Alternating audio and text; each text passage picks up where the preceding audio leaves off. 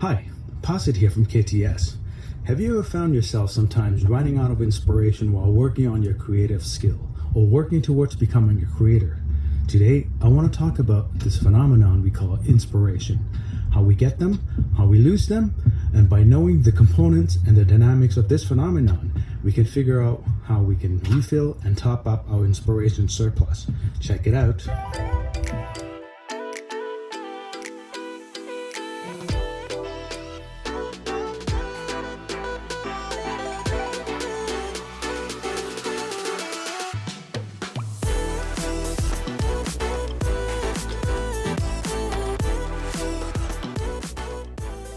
Inspiration, to define it simply, is an urge to create, is an enthusiasm that arises out of our unconscious upon encounter with a muse or an object of inspiration.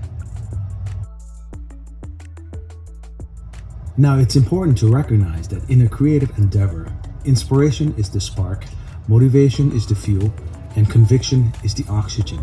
Together, they combine to form passion and the creative energy. Creators often encounter many challenges in their creative endeavors. The journey itself is often so laborious and arduous at times. The scope of activities that one goes through are so profound and life-altering that fundamentally turn the creative journey into a process of personal development and self-discovery. Seemingly, besides the tangible fruits of labor, the knowledge in which one gains from it is the clarity of one's own potential, one's own strength, and one may even develop a wholehearted love for what life has to offer. The sense of amour fati, as the 19th century German philosopher Friedrich Nietzsche called it, the love of fate.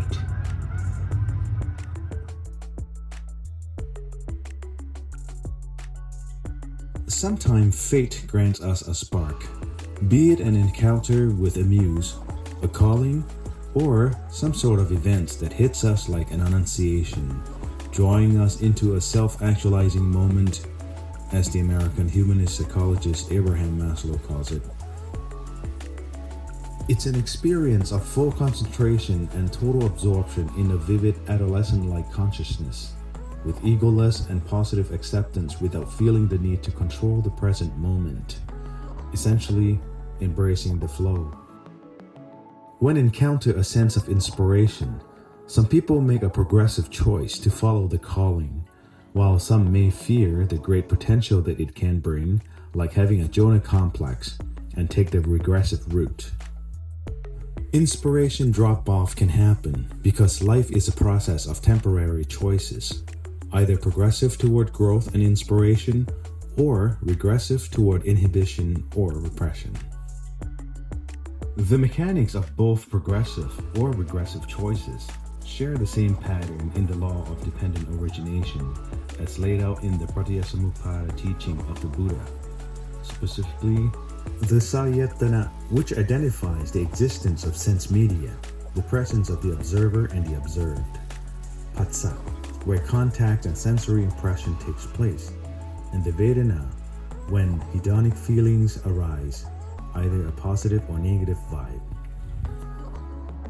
It is here in the Vedana stage where you can either observe the impressionistic feelings, allowing inspiration to unveil and translate that into creative energy, or, conversely, you can repress that seemingly foreign intuitive spell in an effort to prevent a possible emotional thirst, tanha, and attachment, upatan, that eventually leads to the formation of the ego self, where dukkha or sufferings take place.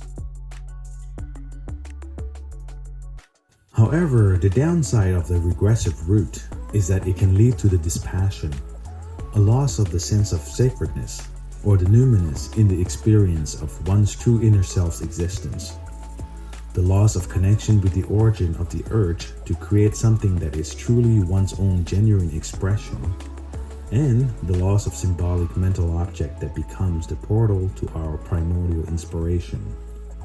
Abraham Maslow defines the effect of such loss as desacralization. We can restore our losses through practices that leads to resacralization. Resacralization can take place with an intention or willingness to examine and see various external objects of focus under the aspect of eternity, to see their poetic aspect, to see the sacredness, the symbolic, and the eternal with the unitive perception and understanding the experience of oneness. As the English poet William Blake put it, to see a world in a grain of sand, and a heaven in a wildflower, whole infinity in the palm of your hand, and eternity in an hour. And at the same time, to look inwardly and become aware of one's own biological nature, congenital nature, something that is not a product of social conditioning. How do you do all that, one may ask? Well, neutrality is a great starting ground without bias and prejudgment. Mindfulness is a wonderful skill for observing the mental event as it occurs. Solitude is a conducive climate for uninterrupted contemplation and hence achieving clarity. Beauty is a supreme catalyst, an external projection of inspirational energy from within.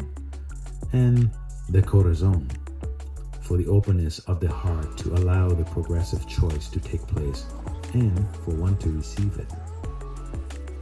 It must be noted that shifting of perception and attitude does take time and energy to learn, to understand, and to accustom to the practice, and some people may find it exhausting or unmanageable. And that is why a little bit of mind soother and spirit booster every now and then can be helpful as well. To conclude this video, inspiration is a necessary path to experience the warmth and aliveness of one's truest being, as opposed to dwelling with the numbness from the cold, lifeless shell of the constructed ego self. It is with the phenomenon of inspiration that one gets to actually experience the dynamic in the wholeness of their being. Metaphorically speaking, it is to experience the effect of the catalyst that helps a blind man see beauty, makes a mute recite poetry, and a deaf hearing music. And there you have it, YouTubers. Thank you for tuning in today. We hope that this has brought some goodness into your life. It means a lot to us to be able to share our insights and the lessons we've learned. And if this has been of any value, please click the like and subscribe. And more importantly, please leave a comment so we can engage and see how to continue and provide valuable contents as this one is. Thank you for now. Namaste. Namaste.